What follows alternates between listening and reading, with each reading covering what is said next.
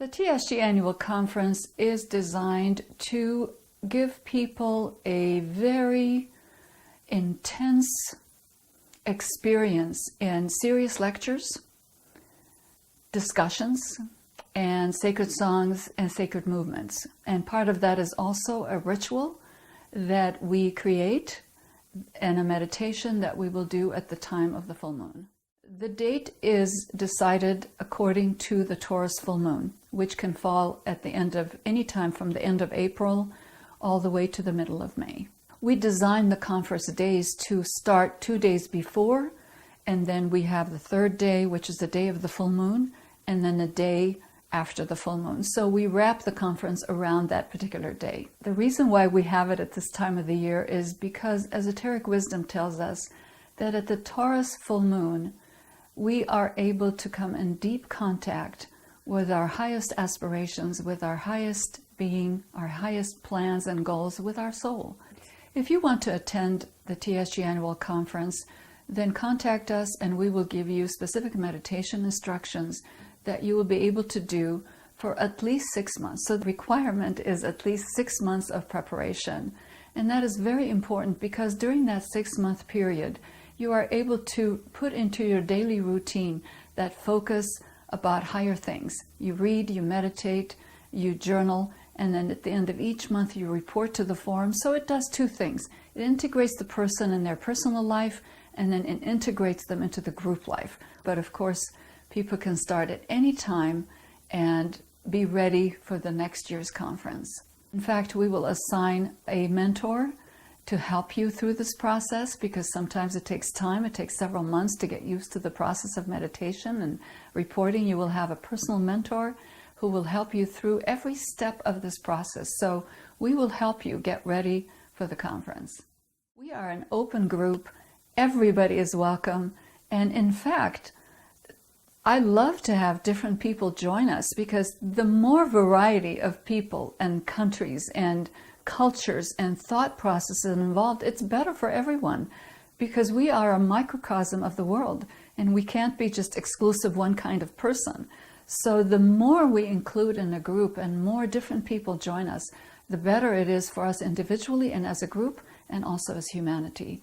So I want to see our group be a microcosm of humanity. But yes, we are open to anyone who is a serious person who wants to be on the path of discipleship.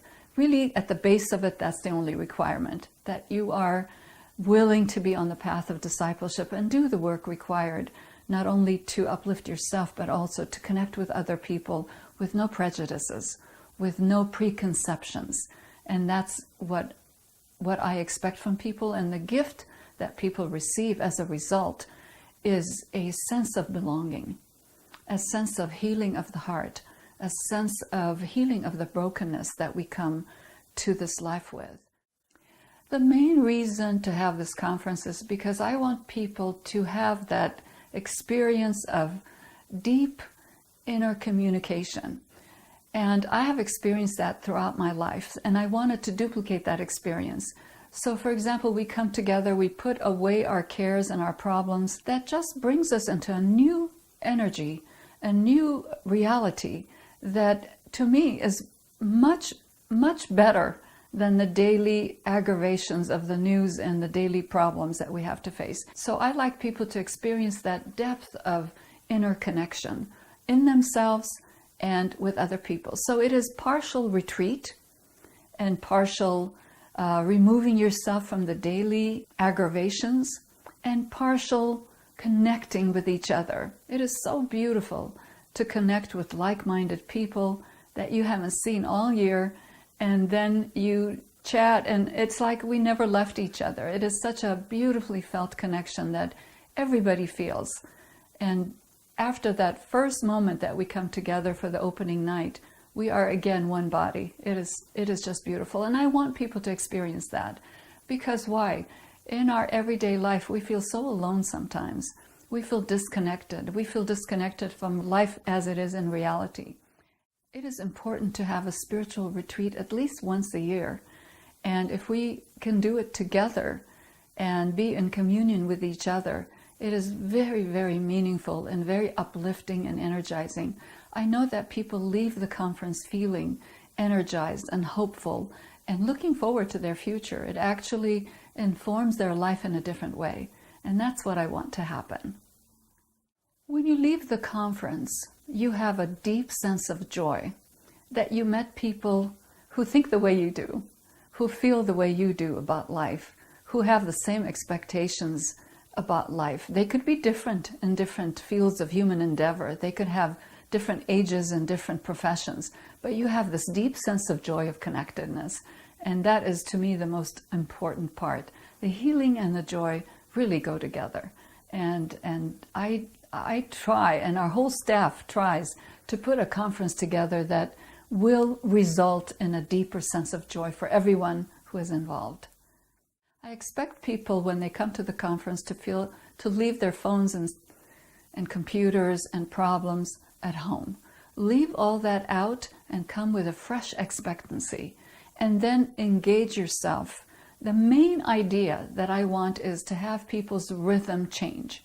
Okay, I want their rhythm of daily commute, worry, rushing around, fulfilling our families and business needs, to just be quiet for just 4 days and then have them reset. And that's what I'm looking for, is a reset for them in a sense of harmony and inner rhythm that is more real than the outside chaotic world really is. And I think that's what I'm looking for, is a process of transformation. I want them to have that transformative experience, that something like this can exist, something deep and meaningful can exist, a meaningful conversation at lunch with friends, something that we can connect with our hearts and minds to each other. That is real to me, and I want them to experience that reality, because I have experienced it, and I experience it with them every year. So it's a real event for me. Before the actual conference starts, we have a full day of teacher training, and that is designed for individuals who want to learn how to become teachers of the ageless wisdom, or they want to hone their skills of spiritual leadership. Principled leadership is what I call it. So we have lectures, we have discussions on that topic of how to teach the ageless wisdom and what are the principles of spiritual leadership. And then we start with an evening of opening ceremonies, and that is really so beautiful. And a major part of that is music and the blessing of the four corners. And we take that from one of the books that Torkham wrote. Then the next full day, we have lectures in the morning, and then we have discussions in the afternoon, small group discussions. And then after that, in the afternoon after the discussion, we have sacred songs and sacred movements. And those are the very important parts of the conference, because in the morning, we are focused mentally and we are taking in information.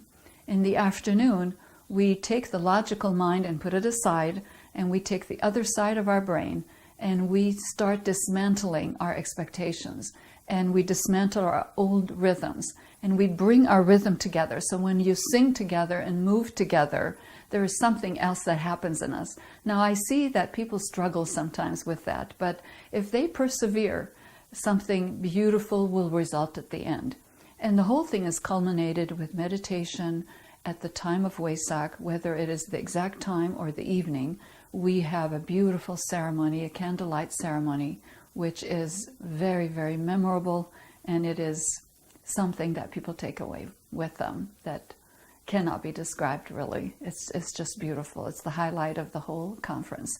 And then after that, we have a half day the next morning with more lectures and going forward. I'd like to give a lecture on what now. What do you do with all the information that you've been given, and what do you do with it? Oh, my favorite part of the conference is to look deeply at each person and see how they transform themselves. They start with the noise of the family and the outside world, and slowly the calm comes over them and their rhythm changes, and they become better linked to the truths that we are talking about, to the love that they have in their heart, to the camaraderie that they're experiencing. So that is really what I look for, is that transformational process of changing the rhythm from chaos to harmony. And that's really beautiful, and it's very difficult to put into words. But I design, and our staff designs the whole conference so people can break through and have a new rhythm inform their life and go as changed persons. That's what I look for. The information is available anywhere. People can get information from the books, from lectures, but the transforming process is really done only through participation. The challenging part, first of all, is to prepare. And people make all kinds of excuses. And eventually they learn that meditation and spiritual work has to be scheduled into your daily life, just like anything else. If you think that you will meditate when you have time, when the family allows it, you will never find time to meditate or do the serious work. Really, that's the first challenge, for people to say, I'm going to do this even if it's 5 minutes, because it has value for me. I've spoken about this before, that if you find that you have value, that this work has value, then you do it. So that's the first challenge. The second challenge is actually to leave work and family behind for 4 days and travel and participate. At first it seems formidable. How do I do it? But I see that people overcome challenges. And I can tell you, the time of Taurus is a time of challenge. And I tell people, expect a gift from Wesak. And that gift is going to be the biggest challenge so far. And you have to overcome it. So wait for that and see what happens. And I see that over the years, people who continue to come to these conferences, continue to do the work, they actually overcome so much in their life. It's unbelievable how much they grow, how much they overcome. So it is an internal challenge that they have to overcome, that life will somehow give them the opportunity to be able to meditate and go to a conference. No, you have to make the time to do this, because it is serious and it is valuable for you. If you do that, then that is really, the rest is easy. You know, coming to a conference and participating is not difficult. It's fun. It's great fun. It's great expansion. But it's that preparation time and overcoming the inner challenges to a discipline that is worthwhile for you. That I find the most difficult for people. But I encourage them. I'm a cheerleader. I keep telling people to try again and again. Never give up. Never give up. And if some challenges happen that are difficult, get back on the horse and try again. That's my motto. Challenging part of the conference for me is to take this beautiful teaching and reduce it to 4 or 5 one-hour lectures. It seems impossible at first, but it really tests my ability to organize and just stay with the most essential. And that is challenging, but I absolutely love the process. I really do. I love it. And I challenge myself every year with a more difficult subject. And I study all year. I actually start preparing after Wesak for the following year. And I write my notes. I have a special notebook, insights, ideas. I listen to people to see what it is that they need. I try to find the need and meet that need. And that's not always easy, because it's not just what I want to do and what I want to download on people. It's what are they asking me? So I listen throughout the year what people are asking me, what they're telling me, and then I organize the lectures around it. For example, meditation is a huge topic. We have 3 volumes on it. How can you reduce that to 4 hours or 5 hours? But I will take the most pertinent. And then what I try to do is give people a little tidbit that would then encourage them to keep studying and reading. And people do that. They get so encouraged and uplifted, and take from it what they can and take it home and continue the study and transformational process. So it's a challenge, yet I thrive on the challenge. I love it.